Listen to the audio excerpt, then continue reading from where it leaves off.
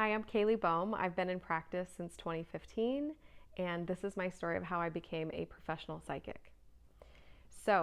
People often ask me if I was born psychic, and the short answer is yes. I've never had any training on how to develop any psychic abilities. However, my qualifier here is I believe all human beings are innately and inherently psychic. I believe that we all use our intuitive abilities differently. Predominantly, people use their intuitive abilities for their own personal lives, their loved ones, their communities on a daily basis. I just happen to use my intuitive abilities um, uh, professionally, and it provides me a living. And so, my theory on psychic abilities is that we all have them, we can increase them, and then there's different ways in which we feel a sense of purpose and fulfillment to use them. And so I just happen to use it professionally.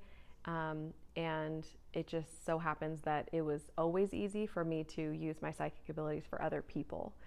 So, with that said, growing up, I was definitely an HSP, highly sensitive person.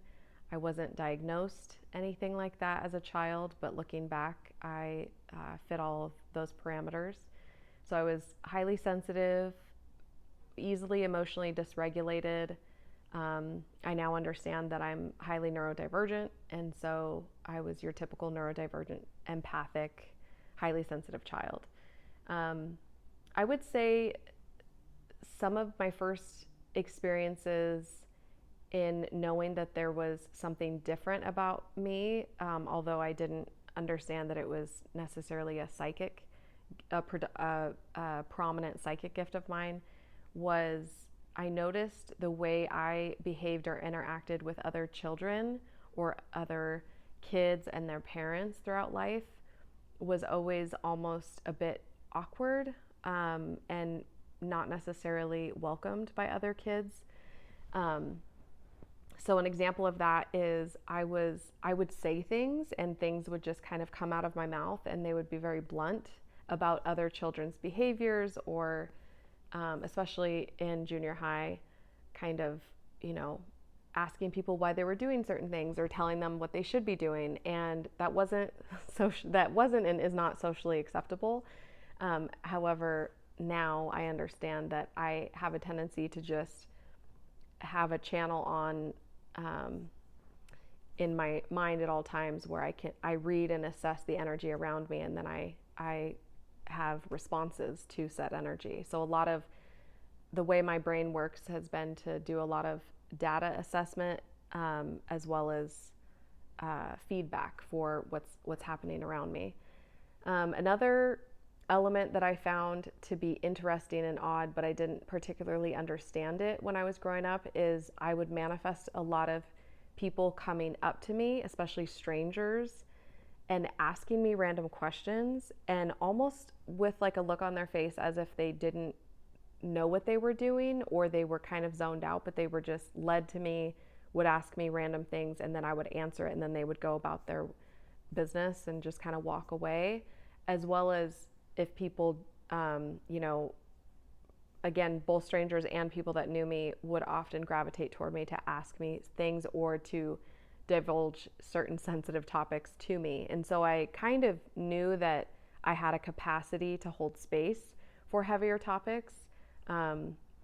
I have memories of going over to friends' houses, and, you know, my friends are out playing in the yard, and I would be sat at the table with their mother, you know, talking with them about their marriage as like a junior high kid. So there was definitely always something different in my life experience like that. Um, and the older I got, the more I just felt so drawn to really um, be around people and in spaces where that was allowed and that was acceptable. I struggled with having friends because I had kind of that awkward behavior, but I really thrived when I was around adults, specifically. So, around halfway through high school, I decided being around my peers and being in high school wasn't bringing me a lot of fulfillment, and I was highly anxious. And so I I asked my parents if I could homeschool myself the last 2 years of high school. And one of the parameters they set for me was that if I got a job, I could homeschool myself. And so I homeschooled the last 2 years of high school, and I come from a very entrepreneurial family. And so I was excited to work, and I was always kind of working with our family uh, anyways. So I walked the mall and I got a job working at a children's boutique in our local mall. And I worked there 40 hours a week while homeschooling myself. And it was such a relief to me because I fell in love with um, working in this little, locally owned boutique, and the women and the grandmothers that would come in and buy these little specialty items, they filled my day with incredible conversations that I was really lacking in my life as a young kid. And I think most like HSP neurodivergent people can relate is we thrive and crave deeper conversations. And so I became almost like this like teenage like mall therapist in a sense to these women and these families that were coming in, and I would, talk to them about their lives and their careers and their marriages and their children, and it was just a wonderful time in my life. And so when I graduated high school, my parents asked me what I would like to do moving forward in life. And again, coming from an entrepreneurial family, I said, I've been running this little store for 2 years now, and I'd like to open my own store. So I opened my own store in the mall, in the same mall, at the age of 18, and I, spent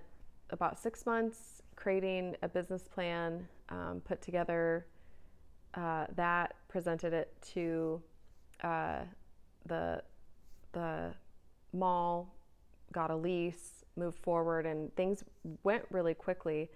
It was open, I think, just within a 6-month time frame. And so I opened my own store, and it was a boutique for women. And so now I had even more women coming in, not just mothers, women of all ages. And then I became an employer of some young women. And so I really delved more deeply into being in community with people. And I had my store for, I think, 4 years, 4 or 5 years.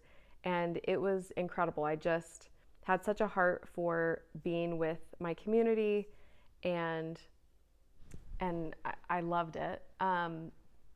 However, I had a lot of health struggles, and that's a whole other video, but I had a lot of health struggles. And as I was navigating healing myself, I came into the practice of naturopathic healing, naturopathic medicine. And so my interest just shifted really significantly away from being interested in running my shop, and more so interested in talking to everyone that came through the doors of my store about holistic healthcare and healing, and everything it was doing for me in my life, and what it could do for other people. So I very quickly put my shop up for sale and sold it. It sold within a matter of days. And I moved from Washington State down to Arizona State, where I had some family, so that I could embark on a whole new chapter. And I was very good at business. I was very good at being with people, and very creative. And so I was 23, and I had had a successful business for 5 years. Started that when I was 18. And so I knew that I had something to offer businesses, but my interest was in naturopathic healthcare and holistic healthcare. So I did some cold calling, and I called different naturopathic clinics or colon hydrotherapy clinics, and I asked, how may I be of service? can I consult your business, help you grow your business? I have a big heart for naturopathic medicine, but I don't know any other way to kind of incorporate or integrate myself into this field because I don't have any kind of medical training. And so I consulted a colon hydrotherapy clinic, and then once that consultation, um, uh, that consulting gig was over, I called a medical clinic in Scottsdale, and they said, we don't need help with business, but we do need to hire and train a colon hydrotherapist. And I said, oh yeah, I would never be interested in doing that, but I have a really, strong passion for colon hydrotherapy. It's actually one of the treatments that really healed me and helped me regain a lot of my health and well-being along my healing journey. And so the owner of the clinic said, why don't we just go to lunch and talk? And so I was like, yeah, I really don't want to be a colon hydrotherapist. I don't know if you know what a colon hydrotherapist does, but colonics are the real deal. It's cleansing of a colon for another person. So we go to lunch, and she's listening to me and my story, and she was like, man, you would be like the perfect colon hydrotherapist. Like, you're really into it. Why don't you just do it? And I was like, yeah, I don't know. And she said, just come in the clinic and, go through some training and see if you take. So I reluctantly, but also kind of excitedly, took her up on the offer, and I went in and I did the training, and I absolutely fell in love once again with just the people, the naturopathic medical doctors that owned, and the many naturopathic medical doctors that worked in the clinic.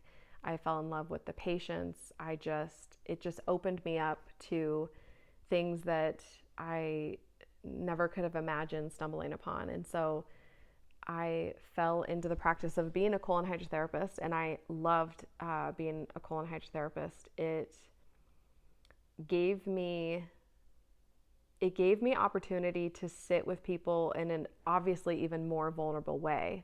I was no longer, a teenage,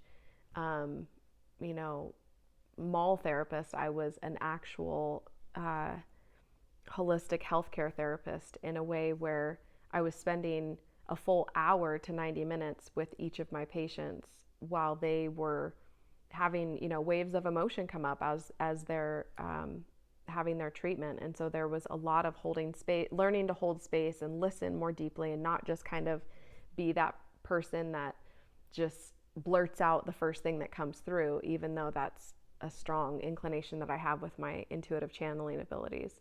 But it really helped me round out my abilities as someone who can hold space and listen, and then channel and offer insight. So my years as a colon hydrotherapist were my best years of my entire life, and it turned out to be my ultimate and dream job, and I'm so grateful for my time there. So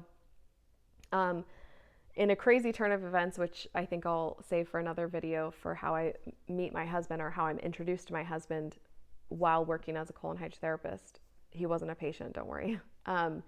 So in a crazy turn of events, I meet my husband. I continue working as a colon hydrotherapist, and my husband was referred to a psychic. And I guess I skipped the part where I was raised in a religious household. My father has pretty strong prophetic abilities. He would have dreams and they would come true. My mother is, I would call her a master manifester. I don't know if they really identify with these types of terms, but I definitely see a pattern and a lineage in my family from both my parents as well as all of my siblings, with like a strong inclination of psychic phenomenon in our family. But because I was raised highly religious, I wasn't really privy to the culture of psychics and intuitives. I don't really even think I was aware of this. I guess you could say I was raised fairly sheltered. So it wasn't until I was, living outside of my parents' household. I was in my early 20s. I was living in Phoenix, and I was becoming aware of other um, other ideologies, and I had left my family's religion when I moved out of the home. It was never really resonant with me, but as I was navigating my own kind of faith path and spiritual journey, I was I was just leaning more and more into what felt resonant and in alignment my with my own intuition.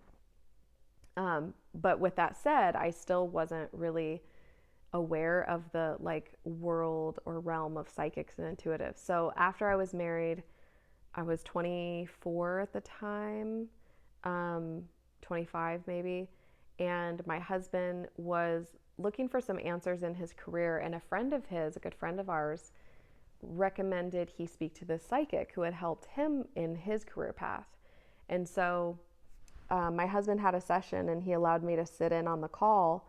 And so I just remember getting on the call and like my heart started racing and I was like, oh, I want to talk to her. But I didn't know why and I didn't even know what I would ask. So I end up scheduling my own session and I get on the call with her and I say just that. I'm like, I don't know what I'm supposed to ask you. I don't know why I'm here, but I just know I need to talk to you. And she said, yeah, I don't know why you're talking to me because you're psychic. And I was like, what does that mean? And what? I just, it was a shock to me and I didn't understand it and I didn't know what that meant. So she just starts like reading me and telling me like all of these things and that were true, but I had never kind of put it in that context, which is really common with people that are highly claircognizant. So claircognizant means your intuition comes through your mind and it lands as information, and so it's like a sense of knowingness. And so a lot of people that have highly heightened claircognizance assume that they're just utilizing common sense or maybe putting together patterns. It's very interesting. I notice it a lot with my clients that come to me as well that don't know they're psychic, and I'm like, no, you're highly intuitive. It just comes through the route of the mind, and so it's stealthy that way. So she basically says like, all right, you need to get off the phone with me and start doing readings for people. And I was just kind of like in shock. I was like, well, I'm a colon hydrotherapist. Like I've already been leaning into, helping people and holding space for them for the hour of during their colonic and counseling them during that time. So can't I just keep doing that? And she's like, no, I think you're supposed to do like legitimate psychic readings. And so I was really blown away by that. And so I got off the phone and she had mentioned to me that I should meditate. And my husband had been like a long time meditator, and I just kind of thought that was his thing and it wasn't really my thing. And so I didn't really even know how to meditate. And so she just said, here's some simple steps for meditation. And so I get off the phone and I close my eyes and I go and I attempt to meditate. And it was like within a matter of minutes, I could see, like with my eyes closed, I could see like essentially my third eye opening. And I was like having visions and hearing things, and it was really shocking, and I just was blown away, and it was undeniable. And so then I come out of this meditation, and it was like I had my reading at like 8 in the morning. I meditated at 9 in the morning, and then I needed to go into the clinic for a shift. And so I'm driving to the clinic and my head's kind of spinning, but I also feel like a sense of deep peace and resonance. And like, it was almost like all the little like, experiences that I've had along the way in my life, like finally made sense of like, oh yeah, this is this is why I am the way I am. This is why I'm so sensitive. And I had already kind of understood and felt a sense of purpose in my sensitivities because being a colon hydrotherapist, I had gone through a health journey. I had gone through,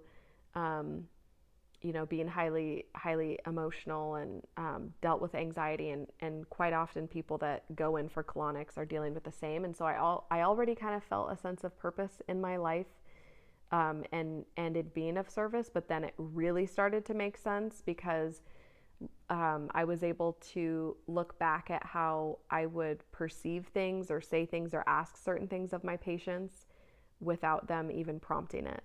And so I go to work and I walk in the clinic and I'm walking down the hall and I pass a doctor's office, and the doctor is sitting alone in the office with no patient and the door's open. And as I'm walking by, I just am stopped and I just feel this like wave of energy coming to me. And then I hear in my mind, in my subconscious mind, but not in my voice, in another voice, a message from her grandmother. And before I can even register what's happening, I find myself coming to, sitting in front of the doctor, telling her this message, and then her having, tears streaming down her face, and then her saying thank you to me, and then confirming that, the message made sense for, how she knew her grandmother, what she knew of her, and their culture, etc. And I'm just like, it's almost like I'm coming out of this like trance while I'm remembering what happened, but I'm like coming out of this trance. And so I kind of just awkwardly say, okay, you're welcome, and then scurry out, to my office to start work. And I'm just trying to, again, integrate what's happening to me, because again, it was like 8 a.m. I had the reading, 9 a.m. I see my third eye open and I'm having visions, and I didn't even know what a third eye was. And then I'm hearing messages from dead people. And so it was just a lot for my little sheltered brain to comprehend at the time. And so I remember after my shift finding my boss, who's a naturopathic medical doctor. And I remember almost like, I don't know if it was embarrassment, but it was like this feeling of like, I need to tell someone something that happened. And she was a dear close friend of mine. And so I just told her, I was like, hey, so this, and this happened. And I just told her everything that happened. And she goes, oh yeah. And I was like, what? And she's like, oh yeah, I've always known you were psychic. And I was like, wait, what? And she's like, oh yeah. She's like, that's why you do so well with all of your patients. And that's why, I send my patients to you to get, them to do the deeper work. And this is what you've always been doing. And so that was kind of another, outside confirmation for me that, okay, this is how I've always been and it's what I've always been doing, but maybe I just need to now like proclaim it in a new way. So my boss was extremely supportive of me leaning more into this, and she provided me with a second office in the clinic so that I could counsel people more, like not necessarily saying, oh, I'm a medical psychic or medical intuitive, but just have the opportunity to lean more deeply into the counseling of my patients. And so I did that for some time. And maybe that was even prior. I think that might have actually been prior. But yeah, I think that the counseling bit was prior to my psychic awakening. But then I think at the point of my psychic awakening, then I was like, oh yeah, the psychic's right. I need to go, like be more, I need to be more transparent with who I am, what I have to offer, and call it what it is, a psychic reading. So yeah, so I think I worked I think I continued to work for like a couple days, maybe a week. And then I was just trying to like get my head on straight and figure everything out and what I was going to do and how I was going to do it. And I loved being a colon hydrotherapist so much. So there was like an element of grief of like, I don't want to stop doing this. But I think like a week after my psychic awakening, I remember walking into the office and hearing my own higher self say, "This is your last day." And I was like, oh, it was like such a bittersweet moment, but really sad and a lot of grief there. So yeah, I left that day and I went home to my husband and I was like, Spirit told me today was my last day and I need to start doing readings full time. And I think throughout that week, I was giving like readings just to see what was like coming through and what was happening for me to like close friends and close acquaintances, and kind of it was kind of building, and it was like a domino effect of like I would be like, hey, this is what happened to me to a friend, and I would do a reading, and then they would send people to me. So it was all happening very quickly. And so, yeah, I started doing readings. And the first like 3 or 4 years of my practice, I was working under the identity of being a medical intuitive specifically because I had such a deep passion and heart for people with illness that wasn't being adequately supported or treated through medicine, even holistic healthcare. I was one of those people. I was one of those people that needed spiritual intervention, and still to this day requires spiritual and energetic intervention, not just physical medicine, not just even naturopathic holistic healthcare. And I think that across the board is the reality for most HSP, empathic, light worker type people, psychic people. And so I had such a heart for working as a medical intuitive to do readings for people who were going to these holistic healthcare providers, and then even with those amazing, incredible, life-changing treatments, still have coming up against roadblocks and who needed answers. And so I was extremely fortunate to be referred to by the medical physicians that I worked in clinic with. They really helped me. One in particular really helped me build my practice. She would send me her patients who needed more answers and who were open to this sort of thing. And then she would pass my business card out at medical conferences to other naturopaths who were open to this. And, you know, the realm of naturopathic medical physicians, they are all light workers. They are all, you know, humanitarians and altruistic, and they're all very open to this concept of metaphysical, quantum physics, etc. And so, yeah, I found myself in service of these holistic healthcare providers as well as their patients. So for the first 3 or 4 years, like 50% of my clientele were holistic healthcare providers, and then the other 50% were their patients. And then I had a growing, over time, it grew to where, you know, these wonderful individuals that I was serving were sending me, were referring me to their friends and their family and their communities all over the world.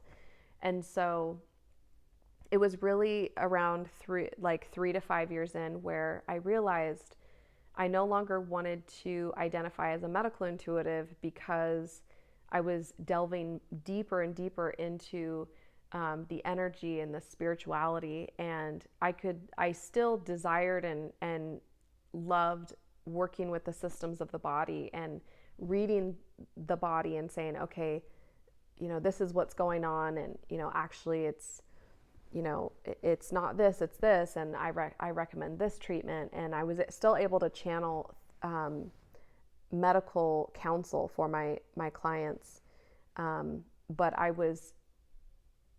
felt really drawn to giving them the data and then referring them to their healthcare providers, and then saying, okay, you know, now we need to really look at and work with the your energy body as well as connection to your soul and activating your light body, etc. And so yeah, I just identified as an intuitive and an energy reader, and it's just been a wonderful path to be in alignment with my soul and my soul's purpose. I feel that, you know, like everyone, we all have a path where it's filled with chapters where they begin to make sense at a certain point, right? And so for me, my path to becoming a professional psychic, at the point at age 25 where I became a professional psychic, is when kind of like my whole life made sense. And I know that that's like extremely young and early to know your path and to know your dharma. There's still always an ongoing evolution. I'm nearing 10 years in private practice as a professional psychic, and there's definitely new evolution and opportunity coming. But to be in service of light workers and to offer readings to light workers in service of the light that they're bringing to this earth has been and continues to be my greatest honor. And I'm so grateful to be able to see and feel and sense the soul and the light of these people that I serve, and to channel for them and to awaken them and assist in further strengthening their connection to their soul and their purpose and to their light. So I share this story, and I hope it inspires you to reflect on your own story and how you've been spirit-led in your life, and perhaps you are now beginning a new chapter, as am I, in your journey as a light worker. And I would like to ask that if this story inspires you, or I may be of service to you, I would love for you to follow along with this journey as I connect to other communities of light workers and share what I've experienced personally as a light worker and professional psychic, as well as the data that I channel and collect from the community of light workers that I serve. So many blessings to you all.